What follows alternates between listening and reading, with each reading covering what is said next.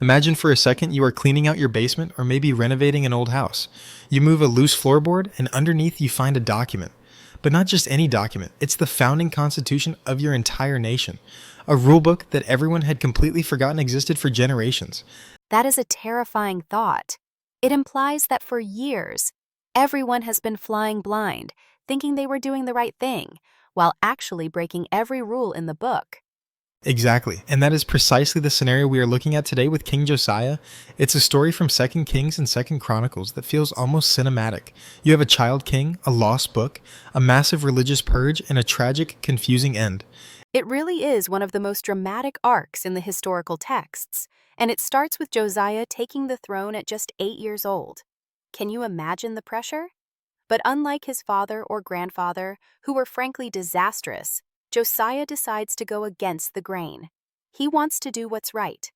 Right, he's 18 years into his reign, so he's about 26, and he orders a renovation of the temple. It's basically a construction project. And in the middle of counting money and hiring carpenters, the high priest, Hilkiah, stumbles upon the Book of the Law. Which, historically speaking, is likely the Book of Deuteronomy, or a significant portion of it. It had been lost in the very house built to honor it.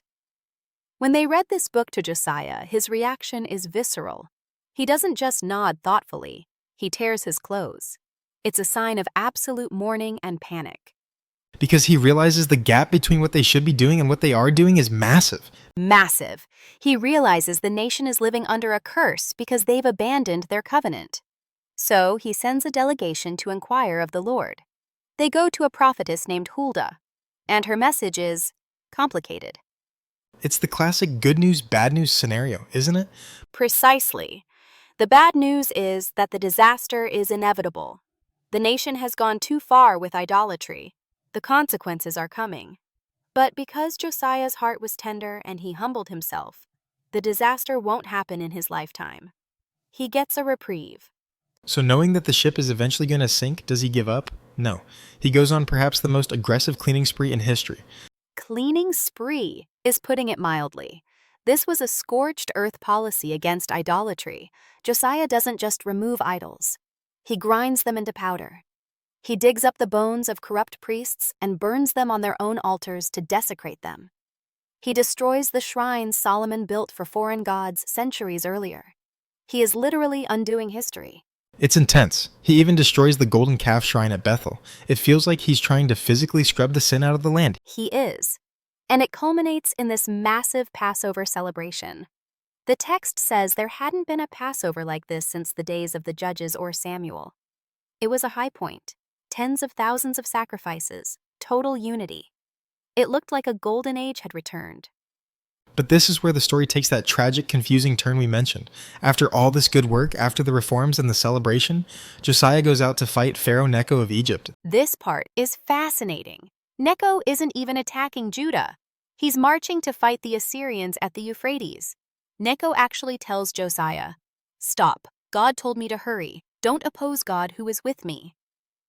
That's the irony, right? A pagan king telling the most righteous king of Judah that he's on a mission from God? Exactly. And Josiah, who usually inquires of the Lord, apparently doesn't listen this time. He disguises himself and enters the battle at Megiddo anyway. An archer shoots him and he bleeds out. He dies and the nation is plunged into mourning. It feels so abrupt. You have this incredible reformer, no king like him before or after, and he dies because he meddled in a geopolitical conflict he was warned to stay out of. It serves as a stark reminder of human frailty. Even the best leaders have blind spots. But looking at the big picture, Josiah's life asks a philosophical question. If the end is inevitable, does the effort matter? That's the heavy question. Huldah said the wrath was still coming. Josiah's son and grandson would eventually lose the kingdom, so was it all for nothing? I don't think so. He bought his people a generation of peace. He reminded them of their identity. He proved that even when the cultural tide is overwhelming, one person can stand up and say, "We are going to do this differently."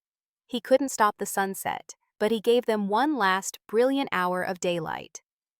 That is a beautiful way to put it. It's about doing the right thing because it's right, not necessarily because it guarantees a happy ending. Precisely. The value of reform isn't just in the outcome, but in the act of returning to the truth itself.